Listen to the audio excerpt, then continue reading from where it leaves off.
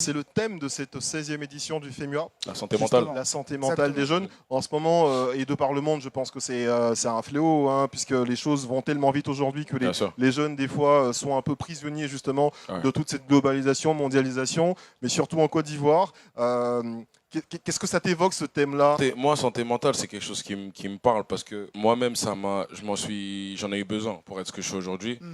Parce que comme j'en parlais des fois quand il faut en parler, je suis un ancien timide, moi. Moi, je suis un ancien très, très, très grand timide. Je suis quelqu'un avant qui faisait trop attention au regard des gens, donc je ne faisais pas des choses par rapport au regard des gens.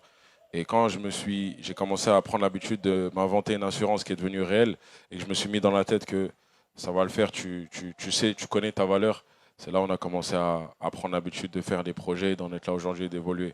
Mais ça, je sais que c'est quelque chose que les jeunes, ou même les plus vieux, ou j'en passe, ont ce petit blocage de se lancer par peur de rater ou d'être jugé ou d'être critiqué.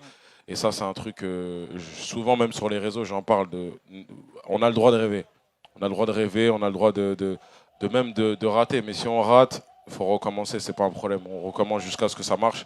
Et ça a été mon cas pour ma carrière. Sinon, j'aurais pas pu être là aujourd'hui. On n'aurait jamais pu parler de disques de platine ou de singles, de diamants et j'en passe. De position à 3 h du matin. Exactement, de venir au FEMUA.